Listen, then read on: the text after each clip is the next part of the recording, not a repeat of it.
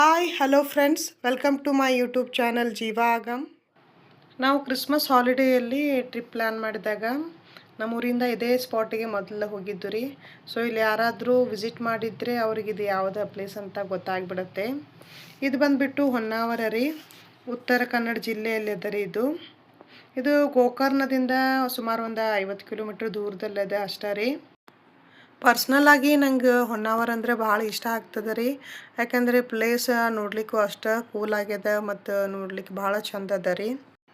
ಹೊನ್ನಾವರದಲ್ಲಿ ನಾವು ಹೋದಂಥ first spot ಅದ ರೀ. ಇದಕ್ಕೆ ನಾವು Sharavathi back water boating place ಕೂಡ ಅಂತಾರೆ ರೀ.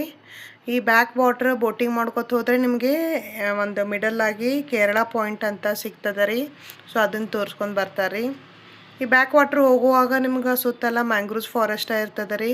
ಸೊ ಹೀಗಾಗಿ ಈ ಬೋಟಿಂಗ್ ಮಾಡೋದು ತುಂಬಾ ಚಲೋ ಅನಿಸ್ತದೆ ರೀ. ಅಲ್ಲಕ್ಕೆ ಎಲ್ಲ ಕಡೆ ನೋಡಿದ್ರೆ ಹಚ್ಚ ಹಸಿರು ಗಿಡಗಳು ಇರ್ತವೆ ರೀ. ಅದೇ ರೀತಿ ಅಂತ ನೀರು ಇರ್ತದೆ. ನೀರು ಮಾತ್ರ ಗಲೀಜು ಇರ್ತದೆ, ಬಟ್ ಇಷ್ಟು ಚಂದ ವ್ಯೂ ಪಾಯಿಂಟ್ ಬರ್ತಾವಂದ್ರೆ ಫೋಟೋಸು ಎಲ್ಲ ಇಲ್ಲಿ ಭಾಳ ಸಖತ್ತಾಗಿ ಬರ್ತವೆ ರೀ. ಸುಮಾರು ಒಂದು 25 ಮಿನಿಟ್ ಆದ ನಂತರ ನಮ್ಗೆ ಇದು ಕೇರಳ ಪಾಯಿಂಟಿಗೆ ರೀಚ್ ಆಗ್ತದೆ ರೀ. ಇಲ್ಲಿ ಒಂದು ಐಲ್ಯಾಂಡ್ ಥರ ಒಂದು ಸಣ್ಣ ಪ್ಲೇಸ್ ಅದ. ನಿಮ್ಗೆ ಇಳಿಸಿ ನೀವು ಅಲ್ಲಿ ಒಳಗೆ ಒಂದು ಸ್ವಲ್ಪ 10 ನಿಮಿಷ ವಾಕ್ ಮಾಡಿ ಬರ್ಬೋದು. ನಮಗೇನು ಇಂಟ್ರೆಸ್ಟ್ ಇಲ್ಲದಕ್ಕೆ ನಾವು ಅಲ್ಲೇನು ಇಳಿಲಿಲ್ಲ ರೀ, ಹಾಗೆ ಹೋಗಿಬಿಟ್ವಿ. ಬಟ್ ಇಲ್ಲಿ ತೆಂಗಿನ ಗಿಡಗಳೆಲ್ಲ ಜಾಸ್ತಿ ಇದ್ದ ಕಾರಣ ಒಂದು ಐಲ್ಯಾಂಡ್ ಪ್ಲೇಸ್ ಥರ ಬರ್ತದೆ ರೀ. ಸೊ ಹಿಂಗಾಗಿ ಇಲ್ಲಿ ಒಂದು 10 ನಿಮಿಷ ನಿಮ್ಗೆ ಡ್ರಾಪ್ ಕೂಡ ಮಾಡ್ತಾರೆ. ನಾವು ಬೋಟಿಂಗ್ಕಂತ ಒಂದು 2,000 ರೂಪಾಯಿ ಪೇ ಮಾಡಿದ್ದು ರೀ. ಸ್ವಲ್ಪ ದೊಡ್ಡ ಬೋಟ್ ಆಯಿತು. ಇದಕ್ಕಿಂತ ಸಣ್ಣ ಬೋಟ್ ಇದ್ದರೆ ಸ್ವಲ್ಪ ಕಮ್ಮಿ ಚಾರ್ಜ್ ಕೂಡ ಮಾಡ್ಬೋದು. ನಿಮಗೆ ಬೋಟಿಂಗ್ದವರು ಸ್ಟಾರ್ಟಿಂಗ್ ಹೊನ್ನಾವರ ಮೇನ್ ರೋಡ್ದಿಂದನೇ ನಿಮ್ಮ ಗಾಡಿ ಏನಾದರೂ ಬಂದರೆ ನಿಮ್ಗೆ ಫಾಲೋ ಮಾಡಿ ನಿಮ್ಗೆ ಸ್ಟಾರ್ಟ್ ಮಾಡ್ತಾರೆ ರೀ. 2-3 ಪ್ಲೇಸ್ ಅದ. 2-3 ಪ್ಲೇಸಿಗೆ ಈ ಬೋಟಿಂಗ್ ಅವೈಲೇಬಲ್ ಇರ್ತದೆ ರೀ.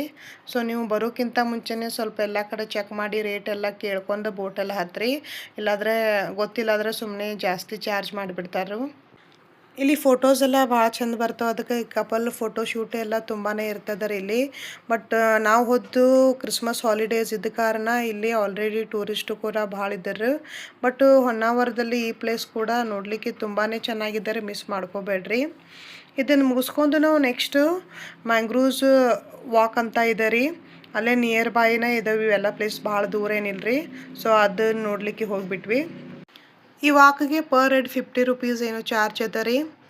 ಇಲ್ಲಿ ಹೋದ ನಂತರ ನಿಮ್ಗೆ ಸ್ಟಾರ್ಟಿಂಗೇ ಇಲ್ಲಿ ಈ ಮ್ಯಾಂಗ್ರೂವ್ಸ್ ಫಾರೆಸ್ಟಲ್ಲಿ ಕಾಣಿಸುವಂತಹ ಗಿಡಗಳು ಮತ್ತು ಇನ್ಸೆಕ್ಟು ಫಿಶ್ ಬಗ್ಗೆ ಎಲ್ಲ ಮಾಹಿತಿ ಅದ ರೀ. ಬಟ್ ನಾವು ಏನು ಅಷ್ಟೊಂದೇನು ಓದಲಿಲ್ಲ.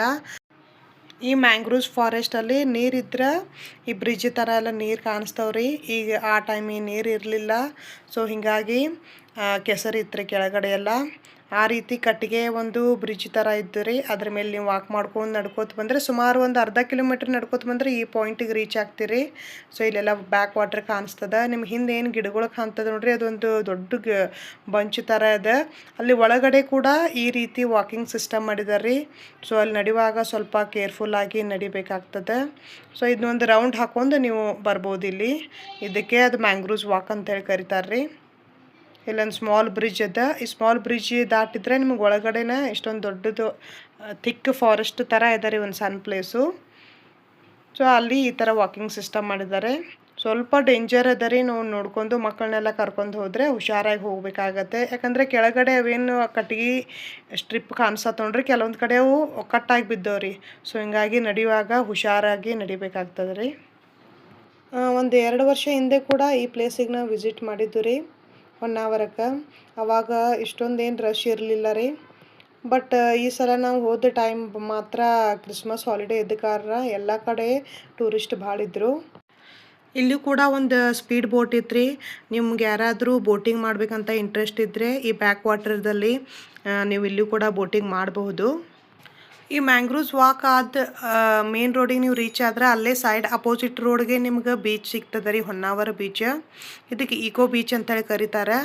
ನಾವು ಹೋದ ಸನ್ಸೆಟ್ ಟೈಮ್ ಆಗಿತ್ತು. ಬಟ್ ನಮಗೆ ಲೇಟ್ ಆಗ್ತಾ ಇತ್ತನ್ನ ನಾವು ಸನ್ಸೆಟ್ಟು ಏನು ನೋಡಲಿಲ್ಲ ರೀ. ಲಾಸ್ಟ್ ಟೈಮ್ ಏನು ಬಂದಿದ್ದು ನೋಡ್ರಿ, ಆವಾಗ ಈ ಬೀಚಲ್ಲಿ ನಾವು ನೀರಲ್ಲಿ ಆಟ ಎಲ್ಲ ಆಡಿದ್ವಿ. ಬಟ್ ನಮಗೆ ಈಗ ನೆಕ್ಸ್ಟ್ ಸ್ಪಾಟಿಗೆ ಹೋಗಲಿಕ್ಕೆ ಸ್ವಲ್ಪ ಲೇಟ್ ಎಲ್ಲ ಆಗ್ತಿತ್ತನ್ನ ನೀರಲ್ಲಿ ಸ್ವಲ್ಪ ಹೊತ್ತು ನಿಂತ್ಕೊಂಡು ವಾಪಸ್ಸು ಹೋಗಿಬಿಟ್ಟು ಇಲ್ಲಿ ನಿಮಗೆ ಚೇಂಜಿಂಗ್ ರೂಮು ಫೆಸಿಲಿಟೀಸ್ ಕೂಡ ಎಲ್ಲ ಅದ ರೀ. 20 ರೂಪೀಸ್ ಏನೋ ತೊಗೋತಾರೆ ಅಷ್ಟೇ ರೀ. ಈ ಬೀಚ್ ನಮ್ಮ ಕರ್ನಾಟಕದ one of the cleanest beach ಅಂತ ಅದ ರೀ. ತುಂಬಾ ಕ್ಲೀನ್ ಆಗಿರೋಂಥ ಬೀಚಸ್ ಅದ. ಈ ಬೀಚ್ ಹತ್ರ ಚಿಕ್ಕ ಮಕ್ಕಳಿಗೆ ಆಟ ಆಡ್ಲಿಕ್ಕಂತ ಕೆಲವೊಂದು ಅವ್ರ ಸ್ಲೈಡಿಂಗ್ ಅಥವಾ ಸ್ವಿಂಗ್ ಈ ಥರದ್ದು ಎಲ್ಲ ಇದಾವೆ ರೀ. ಹಿಂದೆ ಬೀಚ್ ಹಿಂದೆ ಕೂಡ ನಿಮ್ಗೆ ದೊಡ್ಡ ಸ್ವಿಂಗ್ ಎಲ್ಲ ಲಾಸ್ಟ್ ಟೈಮ್ ಬಂದಾಗ ನಾವು ಇದ್ದು ರೀ. ಬಟ್ ಈ ಟೈಮ್ ಎಲ್ಲ ಅವೆಲ್ಲ ಡ್ಯಾಮೇಜ್ ಆಗಿಬಿಟ್ಟಿದ್ದವು. ಇಲ್ಲಿ ಅಪ್ಸರಾ ಕೊಂಡ ಅಂತೇಳಿ ಸ್ಮಾಲ್ ವಾಟರ್ ಫಾಲ್ ಕೂಡ ಅದ ರೀ. ಬಟ್ ನಾವು ಹೋದ ಟೈಮಲ್ಲಿ ಅಲ್ಲಿ ನೀರು ಇಲ್ಲದ ಕಾರಣ ನಾವು ಅಲ್ಲಿ ಕೂಡ ಹೋಗಲಿಲ್ಲ. ಮತ್ತು ಯಾರಾದರೂ ಎಲ್ಲಿ ಹೋಗ್ಬೇಕಂತ ವಿಚಾರ ಮಾಡ್ತಾಯಿದ್ರೆ Honnavar is the best place. ನೀವು ಇನ್ನೇನಾದರೂ ವಿಸಿಟ್ ಮಾಡಿಲ್ಲ ಅಂದರೆ ಒಂದು ಸಲ ಆದರೂ ಹೊನ್ನಾವರಿಗೆ ವಿಸಿಟ್ ಮಾಡಿರಿ, ತುಂಬ ಒಳ್ಳೆಯ ಪ್ಲೇಸ್ ಅದ. ಅದೇ ರೀತಿ ಇನ್ನೂ ಯಾರಾದರೂ ನನ್ನ ಯೂಟ್ಯೂಬ್ ಚಾನಲ್ ಜೀವಾಗಮನ ಸಬ್ಸ್ಕ್ರೈಬ್ ಮಾಡಿಲ್ಲ ಅಂದರೆ ಚಾನಲ್ ಸಬ್ಸ್ಕ್ರೈಬ್ ಮಾಡಿ, ವಿಡಿಯೋನ ಲೈಕ್ ಮಾಡೋದು ಮರಿಬೇಡಿ. ಎಲ್ಲರಿಗೂ ಧನ್ಯವಾದಗಳು.